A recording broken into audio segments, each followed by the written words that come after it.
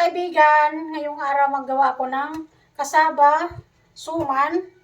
Ito ay 727 grams. So, piniga na to. Tapos ko na to pigain. So, giniwa-hiwalay ko na siya. So, ayan. So, ngayon, ihalo ko na ang aking asukal. So, hindi man siya umabot ng 1 kilo. So, ang gagawin ko, lang siya, half cup lang na sugar na pula. Ito yung pula kong sugar. Gawin kong 3/4. 3/4 na asukal. Ilagay ko. Tapos mag-add ako din ng asin. 1 teaspoon na asin. Ipakulo na ako ng tubig para na. So, i-add ko yung asin. Ito pala yung yung dahon ko. Nagbili ako ng dahon. Ito ay kulang-kulang 300 piso. Napakamahal ng dahon dito sa amin. Grabe. So, ayan. Gawin ko yung sukal. I-add ko na yung aking sugar. Aking pulang sugar. Siguro gawin ko 3/4 kasi hindi man siya umabot na.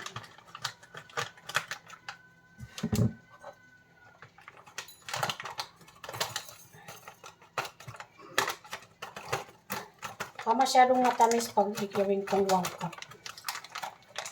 Malapot ang brown sugar dito sa kanila. Hindi siya hindi kagaya sa atin na talaga. So, ayan. Parang hapit na mag-isang cup. So, i-add ko na siya dito.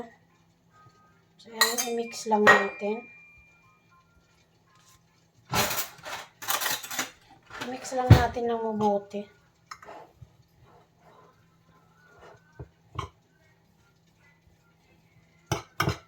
Ayan. Pinaghiwa-hiwalay ko na to siya, yung aking tsaka pinigaan ko na to siya, yung kasaba. Kaya tuyo na siya. Sana hindi masyadong matamis. Kasi, parang 3/4 ang sukal ko nilagay. Ayan, lagyan ko na siya ng asin. 1 teaspoon lang na asin. So, i-add ko yung 1 teaspoon na asin. So, ayan guys. Ihalo ko pa rin. Tapos, i-add ko na yung aking gata. So, ayan. Buksan.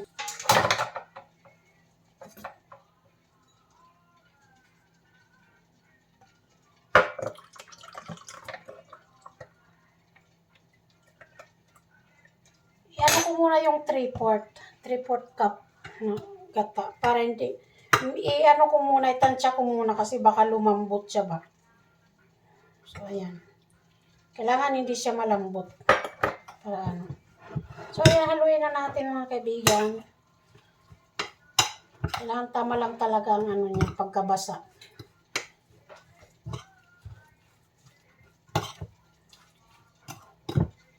Binili ko to na kamuting kahoy doon sa Asia na tindahan. Thailander ang may-ari. So, ayan. Haluin na natin. Kailangan i-mix. Kailangan i-mix lang ng mabuti para maano yung tamis niya. Nag-iba na ang kulay niya. Para maano yung niya. Mag-moist yung tamis at saka yung gata.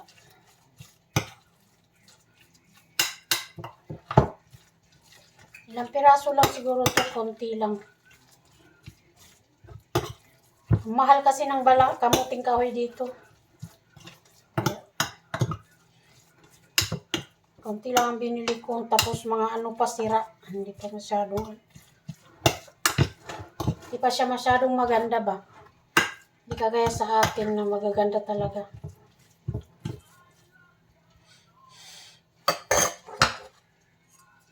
So, ayan na mga kaibigan. Di masyadong marami. Kunti lang.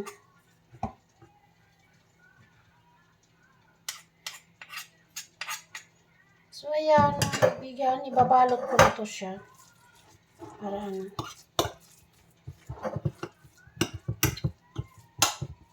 Patikim kasi ako kahapon ng luto ng Pinay ba. Labi kasarap. Siguro may gatas yun ba. Ayan. Ngayon, balutin ko na siya mga kaibigan. Ayan. Ito na yung aking dahon. Ito na aking asukal. Ayan naman. Gamitin ko pa yan mamaya.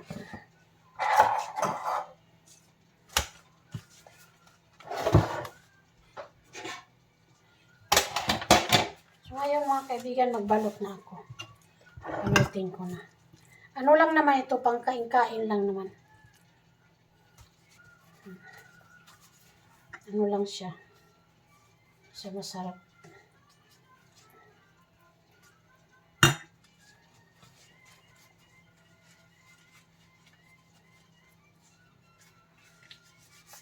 So ayan. Ay, oh. Maliliit lang yung dahon ko kasi. So ayan mga kaibigan. Ano yung aking suman. Ang pangit pati ng dahon ko kung nabili. Ano lang. Kailangan wag masyadong malalaki kasi ang dahon ko maliliit. Tapos sisira pa. Punit. Ayan. Kailangan likirin. Sira yung mga dahon kong nabili. Pilipino pa to ang bantay doon sa tindahan. Sabihin nila ako. So ayan, maliit lang siya. Cute. Maliit lang siya mga kaibigan. Pag konti lang yung nagawa ko, mahal. Mahigit 1,000 piso to na kantidad. Halaga. Ano lang, ilang piraso lang siguro magawa.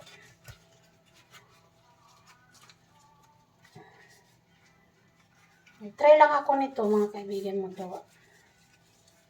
Sus, kay butas. Ayan, butas pa yung aking dahon.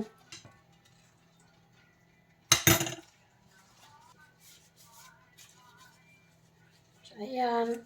Cute lang siya. Cute. Pag umuwi ako ng Pilipinas, magdala ako dito ng daon ng sa.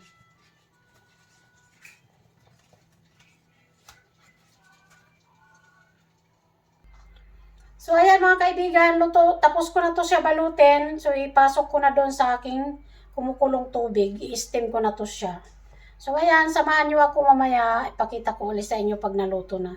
Okay.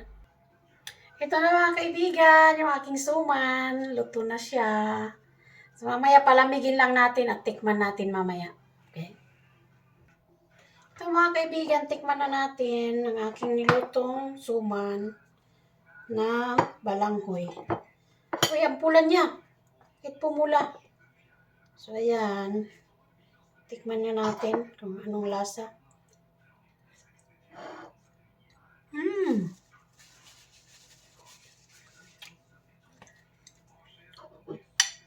Wow, ang sarap. Nagtsamban yung aking balanghoy na suman. Sarap.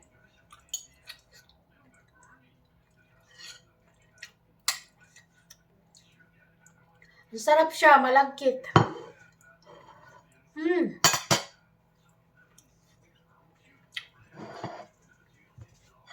Ang sarap. Thank you mga kaibigan.